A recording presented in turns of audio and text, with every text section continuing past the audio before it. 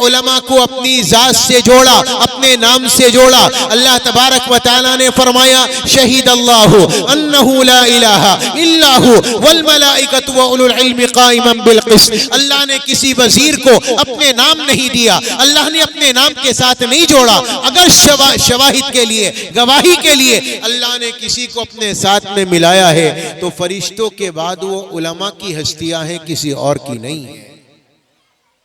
اور میں مقام تمہیں کیا بتاؤں، جناب رسول اللہ صلی اللہ علیہ وسلم نے فرمایا، آقا علیہ السلام فرماتے ہیں ان مثل العلماء فی الارض کمثل النجوم فی السماء۔ آسمان میں ستارے چمکتے ہیں، زمین والے جب دیکھتے ہیں آسمان کے ستارے جھلملانے لگتے ہیں۔ میرے آپ کے آقا نے فرمایا علماء کی مثال ایسی ہی ہے جیسے آسمان پر ستارے چمکنے والے۔ آقا فرماتے ہیں جیسے آسمان نیچے والوں کے لیے آسمان پر ستارے چمکتے ہیں، آسمان والوں کے لیے زمین پر علماء کی ہستیاں چمکتی ہیں، علماء اکرام کی ہستیاں چمکتی ہیں۔ اللہ تبارک و تعالیٰ کے قرآن پڑھنے پڑھانے والے چمکتے ہیں جب وہ اس زمین پر اللہ کے قرآن کی تلاوت کرتے ہیں۔ اللہ نے بڑا درجہ انہیں دیا۔ قرآن کریم کے کچھ حقوق ہیں۔ یہ کیا ہو رہا ہے، اس کو یہ سب مان دو، یہ صحیح کر کے۔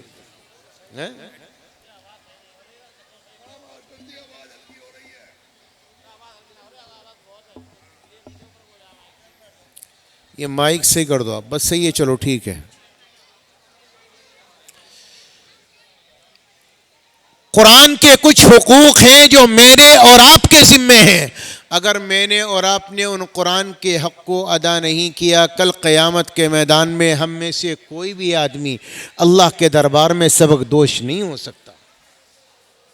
اگر آپ چاہتے ہیں قیامت میں آپ کا دامن چھوٹے اور اللہ تبارک و تعالیٰ آپ کو بری کر دے اور اللہ تبارک و تعالیٰ آپ کے گناہوں کو مٹا دے، تو فرمایا قرآن کریم کی تلاوت کرنے والے بنو۔ یہ قرآن کا پہلا حق ہے، قرآن کو اچھے انداز میں پڑھو، قرآن کریم کو بہترین آواز کے ساتھ پڑھو، قرآن کی ترتیل کے ساتھ تلاوت کرنے والے بنو۔ ایک صحابی گزرے حضرت ابو موسیٰ اشعری رضی اللہ تعالیٰ عنہ، وہ قرآن کریم پڑھ رہے تھے۔ تاجدار مدینہ فجر کی نماز کے وقت ادھر سے گزرے، دو صحن میں قرآن کی تلاوت کر رہے تھے۔ تہجد کا وقت تھا، صبح ہونے والی تھی، آقا مسجد جا رہے تھے۔ آقا علیہ السلام نے دیکھا ابو موسیٰ قرآن کی تلاوت کر رہے ہیں، آقا علیہ السلام وہیں کھڑے ہو گئے اور قرآن کریم کو سننے لگے، سنتے گئے یہاں تک کہ جب انہوں نے مکمل کیا، میرے آپ کے نبی اپنی مسجد چلے گئے۔ صبح نماز فجر ہوئی، نماز فجر کے بعد حضرت ابو موسیٰ کو نبی نے بلایا اور یہ فرمایا ابو موسیٰ آج تو قرآن کی تلاوت کر رہا تھا، مجھے بڑا مزہ آ رہا تھا، جب میں تیرے گھر سے گزرا میں نے تیرے قرآن کی تلاوت کو سنا۔ فرمانے لگے آقا آپ نے میری تلاوت کو سنا؟ فرمایا جی ہاں میں نے تیری تلاوت کو سنا ہے۔ فرمانے لگے آقا علیہ السلام اگر مجھے پتا چل جاتا کہ آپ میرا قرآن سن رہے ہیں لحبرتہ لک تحبیرا، آقا میں آپ کے لیے قرآن کو اور اچھا کر کے پڑھتا، اور اچھے انداز میں پڑھتا۔ میرے آپ کے نبی نے فرمایا من لم یتغن بالقرآن فلیس منا، جو قرآن کو آواز سے مزین نہیں کرتا وہ ہم میں سے نہیں۔ اور میرے نبی نے فرمایا زین القرآن باصواتکم فإن الصوت الحسن یزید القرآن حسنا، قرآن کو اچھی آواز سے پڑھو، قرآن کا اچھی آواز سے پڑھنا یہ اسے اور مزین کر دیتا ہے، اس کے حسن کو دوبالا کر دیتا ہے۔ تاجدار مدینہ امام الانبیاء نے فرمایا قرآن کو بہترین انداز میں تلاوت کرنا یہ ہر پڑھنے والے کا حق ہے، اور یہ خالی امام کا نہیں ہے، خالی قاری کا نہیں ہے، ہر امتی کا فرض ہے کہ وہ قرآن کو اچھے انداز میں پیش کرے۔ قرآن کا دوسرا حق ہے قرآن کریم کو ترجمے کے ساتھ سننا، اس کو قرآن کریم کا ترجمہ آنا چاہیے، قرآن کریم کو اسے جاننا چاہیے، قرآن کی گہرائی میں اترنا چاہیے۔ مجھے معاف کیجئے گا میرے پیارو، آج یہودی ریسرچ خانے میں چلے جانا، آپ کو رکھا ہوا قرآن ملے گا، انہوں نے قرآن پر ریسرچ کی ہے تو آج وہ زمانے کے بادشاہ بن گئے اور مسلمان نے قرآن کو اٹھایا طاقوں میں سجا کر رکھ دیا، اونچائی پر رکھ دیا، آج پڑھنے والا کوئی نہیں۔ مجھے اپنے بچپن کا دور یاد ہے جب والد مکرم مرحوم اللہ اللہ مغفرت فرمائے، بال بال مغفرت کرے. جب وہ مجھے مسجد لے جایا کرتے تھے، میری نگاہوں نے یہ منظر دیکھا، گھروں سے تلاوت کی آواز آتی تھی، اور کم از کم جب مسجد پہنچتا تو کم سے کم بتاتا ہوں پہلی صف قرآن کے پڑھنے والے بوڑھوں سے بھری نظر آتی تھی. آج پڑھنے والے زیادہ ہیں، حافظ زیادہ ہیں، قرآن کے قاری زیادہ ہیں. آج سب کو قرآن آتا ہے، لیکن مجھے بتاؤ آپ مسجد میں فجر پڑھنے جاتے ہو، کیا 5 منٹ سے پہلے کے بعد کوئی آتا ہے؟ ہر آدمی وقت پر. قرآن کی فرصت ہی نہیں، قرآن کو پڑھنے والا کوئی ہے ہی نہیں. اللہ کے بندو اسے سمجھنے والا کون ہوگا، اسے پڑھنے والا کون ہوگا؟ اور یاد رکھنا علامہ قرطبی رحمۃ اللہ علیہ نے فرمایا من قرأ القرآن ولم يعلم تأویلا کیف یلتذ بقراءہ، جو قرآن کا پڑھنے والا ہو اور اس کی تعویل نہ جانے، اس کے معانی نہ جانے، اس کی تفسیر نہ جانے، وہ قرآن کی لذت سے کبھی آشنا نہیں ہو سکتا. اگر قرآن کی لذت پانا چاہتے ہو، قرآن میں غوطے لگانے پڑیں گے، قرآن کو سیکھنا پڑے گا، قرآن کا ترجمہ پڑھنا پڑے گا. پھر دیکھو اللہ نے قرآن میں کتنی لذت رکھی ہے. پڑھو گے تو مزہ آئے گا، سنو گے تو لذت آئے گی. قرآن کا ایک حق ہے قرآن کریم پر عمل کرنا. اب یہاں آ کے تو سارے ہی فیل ہیں. چلو کسی درجے میں تلاوت تھی، کسی درجے میں سمجھنا تھا، لیکن یہ جو تیسرا حق ہے قرآن کریم پر عمل کرنا، یہ کہاں نظر آتا ہے؟ ہم قرآن کے پڑھنے والے ہیں لیکن جھوٹ سے پرہیز نہیں کرتے. ہم قرآن کے پڑھنے والے ہیں لیکن دغا سے پرہیز نہیں کرتے.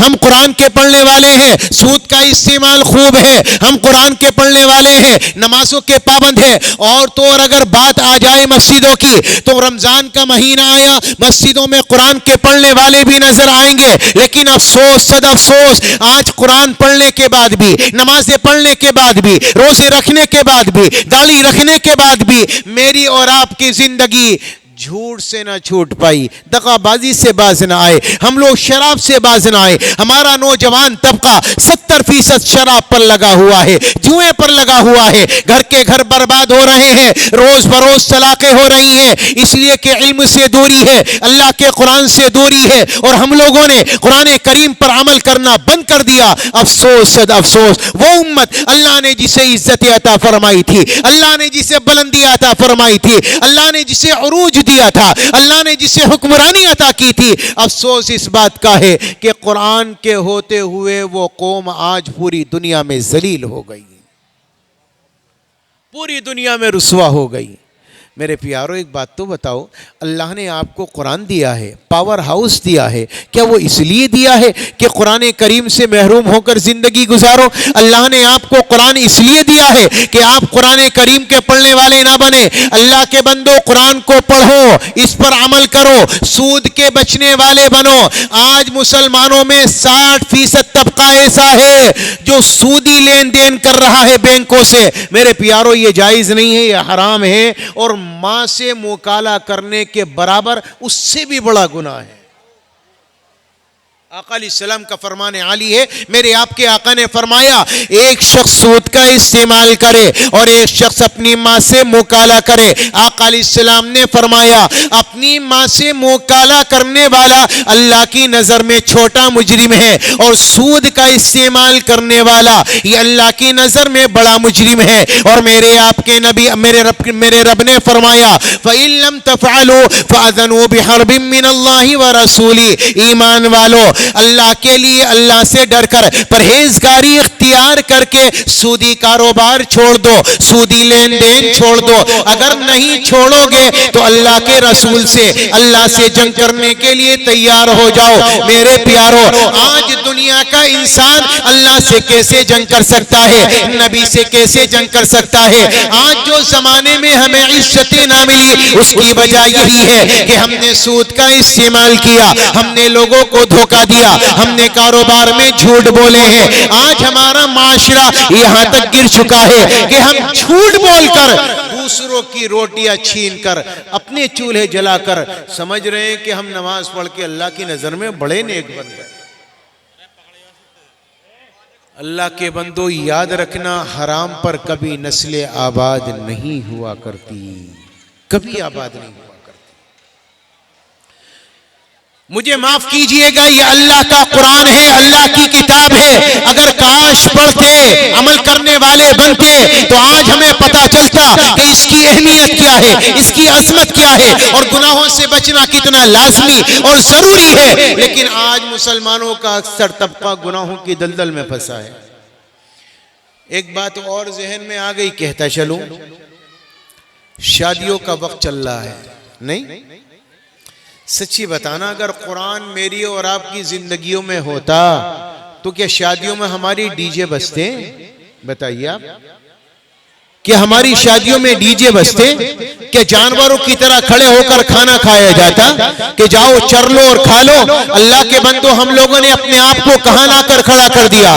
آقا نے کیا طریقہ مجھے اور آپ کو دیا تھا، آقا نے کیا طریقہ مجھے اور آپ کو دیا تھا، آج امت نے اسے ایک طرف کیا، ہنود کا طریقہ اختیار کیا، یہود کا طریقہ اختیار کیا۔ آج کھڑے ہو کر کھانے والا، اپنے آپ کو نمازی تصور کرنے والا، اپنے آپ کو دیندار سمجھنے والا، کیا اللہ کی نظر میں دیندار ہو سکتا ہے؟ کبھی نہیں۔ افتؤمنون ببعض الكتاب وتكفرون ببعض فما جزاء من يفعل ذلك منكم الا خزي في الحياة الدنيا ويوم القيامة يردون الى اشد العذاب۔ میرے رب نے فرمایا، اللہ کا ایک حکم مانتے ہو، اللہ کے ایک حکم کو توڑتے ہو، کیا سمجھتے ہو اللہ کی نظر میں عزت پا جاؤ گے؟ نہیں نہیں نہیں نہیں، تمہیں دنیا میں رسوائی ملے گی اور قیامت میں سخت عذاب ملے گا اگر اللہ کے ایک حکم پر عمل کرتے ہو، ایک کو ٹھکراتے ہو۔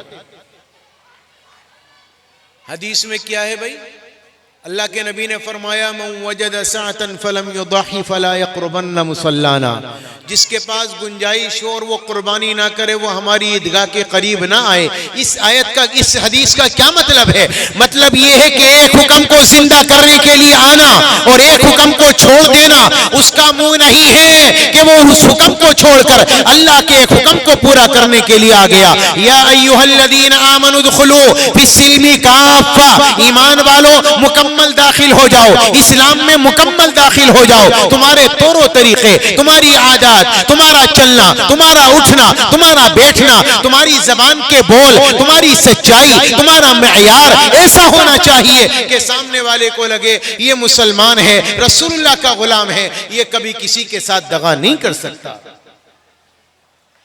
لیکن افسوس ہے یار، ہم میں سے زیادہ دغا کرنے والے آپ کو کہیں نہیں ملیں گے، جھوٹ بولنے والے کہیں نہیں ملیں گے۔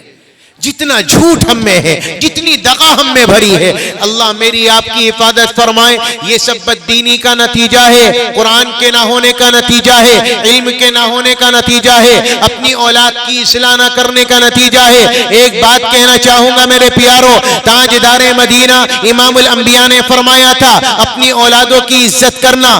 آج کا باپ دنیا سے حلال بھی کما کر لے آئے، میں مجھے معاف کرنا، اپنی اولاد کی تربیت میں زیرو ہے، زیرو۔ اس نے اعلیٰ تعلیم تو دے دی، اسے ڈگریاں تو دے دی، اسے دنیا کے اندر تعلیم تو دے دی، لیکن تربیت نہیں دی۔ تعلیم دینا یہ مدارس کا کام ہے، یہ اسکولوں کا کام ہے، یہ کالجوں کا کام ہے، لیکن تربیت کرنا یہ ایک ماں کا کام ہے، یہ ایک باپ کا کام ہے۔ مجھے حیرت ہوتی ہے، جس باپ نے پالا پوسا، جس باپ نے حلال کما کر لایا، وہ ماں جو صبح سے لے کر شام تک اولاد کے لیے جانور کی طرح کام کرتی ہے، ایک ملک اس کی غلام کی طرح کام کرتی ہے۔ افسوس یہ ہے کہ اس ماں کے پاس بھی اور وہ باپ جو کما کر لایا ہے اس کے پاس آدھا گھنٹہ نہیں ہوتا کہ اولاد کے پاس بیٹھے اور اس سے دین کی باتیں کرے، اس کی تربیت کا خیال کرے۔ کاش کہ ایسا ہوتا، ہم اپنے بچوں کو لے کر بیٹھتے، ان کی تربیت کرتے، ان کی اصلاح کرتے، ان کا خیال کرتے، ان سے دن بھر کے حالات معلوم کرتے۔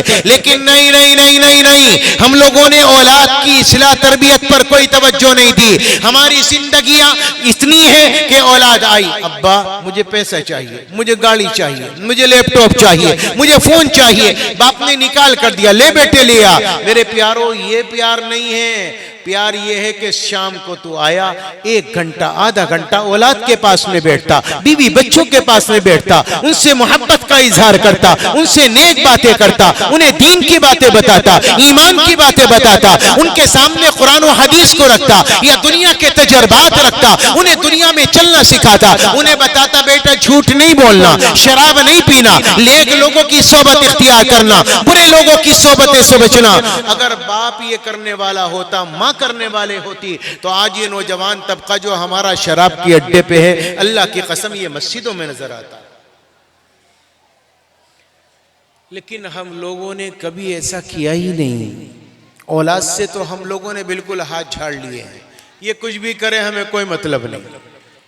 اچھا ایک کمال کی بات اور ہے, جب بچہ 3 سے 4 5 6 7 سال تک ہوگا نا, 6 سال 5 سال, ہر باپ اپنے بچے کو اٹھا کر مسجد میں لائے گا, ماشاءاللہ میرا بچہ دین سیکھے گا جی. اور جہاں وہ مسجد میں آنا شروع ہوا, اس کے بعد 1 سال گزرا, بات ختم.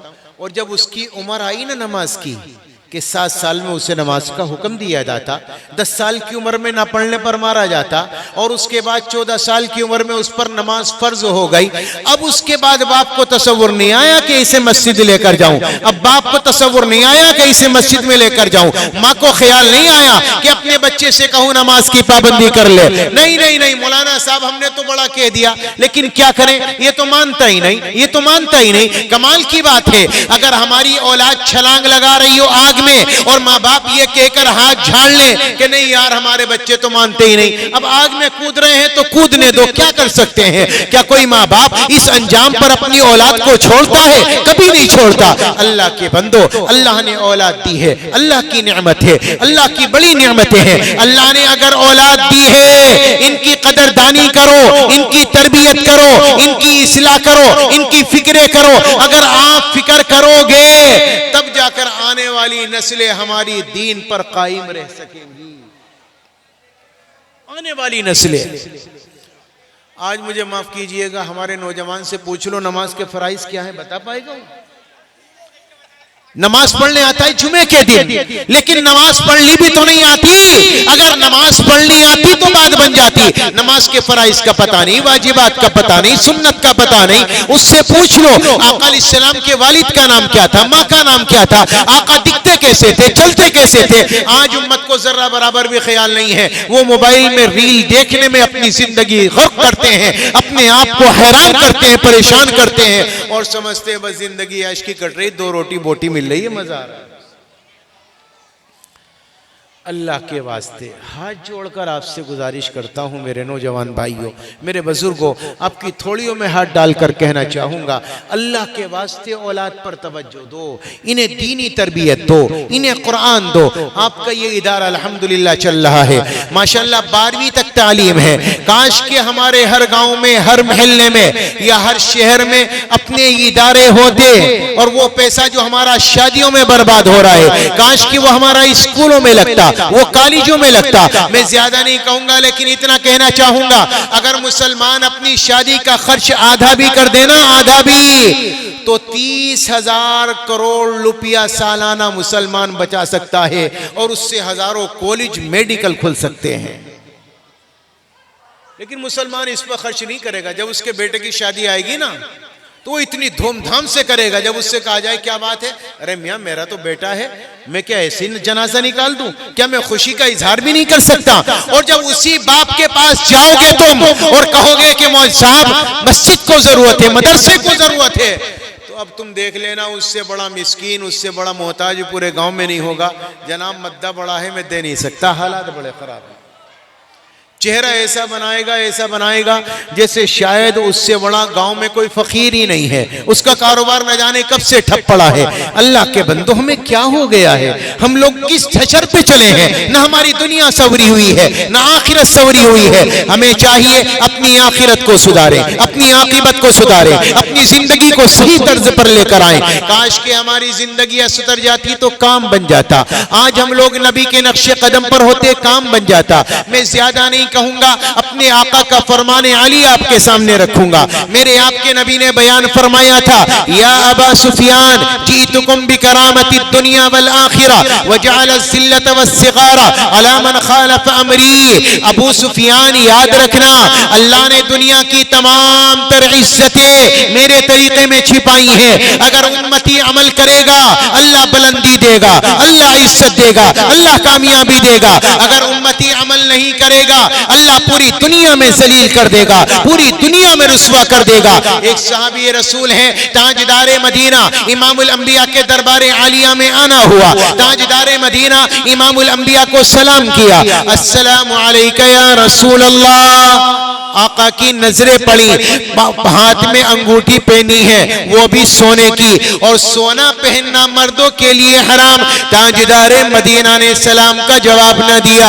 امام الانبیاء نے جب سلام کا جواب نہ دیا, صحابی دوسری جانب سے گھوم کر آیا, کہنے لگا السلام علیکہ یا حبیب اللہ. آپ نے پھر جواب نہ دیا. صحابی قریب نے بیٹھا, ایک صحابی سے معلوم کیا اللہ کے نبی مجھ سے ناراض کیوں ہے, اللہ کے نبی مجھ سے خفا کیوں ہے, اللہ کے نبی مجھ سے کلام کیوں نہیں کرتے, میرے سلام کا جواب کیوں نہیں دیتے. صحابی نے کہا تیرے ہاتھ میں سونے کی انگوٹھی ہے اور سونا پہننا مردوں کے لیے حرام ہے, اس لیے اللہ کے نبی نے تیرے سلام کا جواب نہ دیا. قربان جائیے ان صحابہ کی جانثاری پر, ان کی وفاداری پر, ان کی محبت پر, ان کی اطاعت فرما برداری پر. صحابی باہر نکلا, اپنی انگوٹھی کو نکالا اور باہر پھینکا. نبی کے دربار عالیہ میں آیا, نبی کو سلام کیا. صحابی نے معلوم کیا انگوٹھی کا کیا کیا, کہنے لگا میں کوڑی پر پھینک کر چلا آیا. تو صحابی نے کہا اللہ کے بندے گھر لے جاتا, اپنی بیوی کو دے دیتا یا بازار لے کر جاتا, قیمتی سامان خرید کر لے آتا, تیرا مال بچ جاتا. صحابی کہنے لگا یہ کیسے ہو سکتا ہے جس انگوٹھی کی وجہ سے نبی کے چہرے پر غصے کے آثار نمایاں ہوئے ہوں, وہ انگوٹھی لے کر میں اپنے گھر چلا جاؤں, یہ میری غیرت گوارا نہیں کرتی, یہ میری غیرت گوارا نہیں کرتی. یہ صحابہ کی وفاداری تھی. کاش اگر یہ زندگی ہماری بن جائے تو اللہ عزتیں نہیں دے گا. ہم لوگوں نے الٹا سوچا ہے. ہم لوگوں کا تصور ہے دنیا ملے گی تو کامیابی, دولت ملے گی تو کامیابی, بنگلہ بنے گا تو کامیابی, کاروبار بڑھے گا تو کامیابی, بینک بیلنس ہوگا تو کامیابی. ہم لوگوں کا تصور ہے حکومت داری میں حصہ داری ملے گی تو کامیابی. یقین جانیے جب تک تاجدار مدینہ کا دامن تمہارے ہاتھوں میں نہیں ہوگا, اگر حکومت و اقتدار اللہ تمہیں دے بھی دے تب بھی سلب ہو جائے گا. اس لیے کہ جناب رسول اللہ صلی اللہ علیہ وسلم کی اطاعت کے بغیر حکومت داری بھی خطرناک ثابت ہو سکتی ہے. اللہ ہماری حفاظت فرمائے, ہمیں سمجھ دے, عمل کی توفیق عطا فرمائے. دو باتیں میں نے آپ کے سامنے عرض کی ہیں. نمبر ایک قرآن کا حق ادا کرو. نمبر دو اپنی اولاد پر توجہ دو, ان کی تربیت کرو, ان کا خیال کرو, انہیں نبی کے نقش قدم بتاؤ, نبی کی محبتیں بتاؤ, نبی کی وفاداری بتاؤ, نبی کے دن اور رات بتاؤ, نبی پاک علیہ السلام کی تکالیف ان کے سامنے رکھو. ان کے دل میں ایمان مضبوط ہو, ان کے دل میں قرآن مضبوط ہو, ان کے دلوں میں اللہ اور اس کے رسول کی محبت پیدا ہو. اس ڈھچر پر اولاد کو لے کر آؤ گے تو انشاءاللہ آنے والی نسلیں آپ کی ایماندار پیدا ہوں گی, جھوٹ سے پرہیز کرنے والی بنیں گی, دغا بازی سے پرہیز کرنے والی بنیں گی. اللہ مجھے بھی آپ کو بھی عمل کی توفیق